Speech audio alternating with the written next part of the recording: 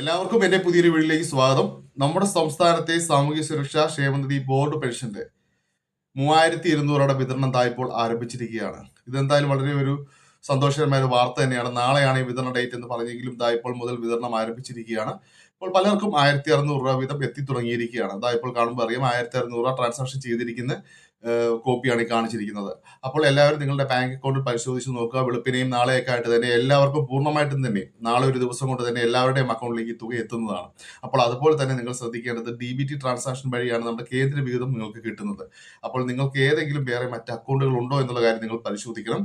നമ്മൾ ഇത് ഉദ്യോഗസ്ഥരുമായിട്ട് കോൺടാക്ട് ചെയ്തപ്പോൾ അവർ പറഞ്ഞത് DBT ട്രാൻസാക്ഷൻ ആയതുകൊണ്ട് തന്നെ ചിലപ്പോൾ അവർക്ക് ഇപ്പോൾ വരുന്ന പെൻഷൻ വരുന്ന അക്കൗണ്ടിലേക്ക് ആ തുക എത്തില്ല. കേന്ദ്ര വിഹിതമായ 300, 200, 600 ഒക്കെ അത് DBT ട്രാൻസാക്ഷൻ മാത്രമാണ്. നമ്മുടെ ആധാറിലേക്കാണ് ആ തുക ട്രാൻസ്ഫർ ചെയ്യുന്നത്. അപ്പോൾ ആധാർ അപ്ഡേറ്റ് ചെയ്തിരിക്കുന്ന ഏതെങ്കിലും ബാങ്ക് അക്കൗണ്ടിൽ ഉണ്ടോ എന്നുള്ളത് നിങ്ങൾ പരിശോധിച്ച് നോക്കണം. അപ്പോൾ അവിടെ ഈ തുക വന്നിട്ടുണ്ടാവും.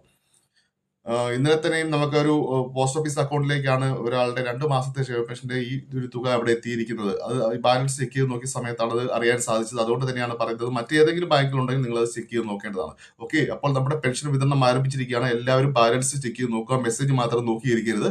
നിങ്ങളുടെ ബാങ്കിൽ ആ തുക വിതരണം ആരംഭിച്ചിരിക്കുകയാണ്. നാളെ കൊണ്ട് തന്നെയും ഈ വിതരണം എല്ലാം തന്നെയും പൂർത്തിയാക്കുന്നതാണ്. ഓക്കെ, അപ്പോൾ എന്റെ വീഡിയോ ഇഷ്ടമായെങ്കിലും സബ്സ്ക്രൈബ് ചെയ്യാനും ലൈക്ക് ചെയ്യാനും മറക്കരുത്. Thank you.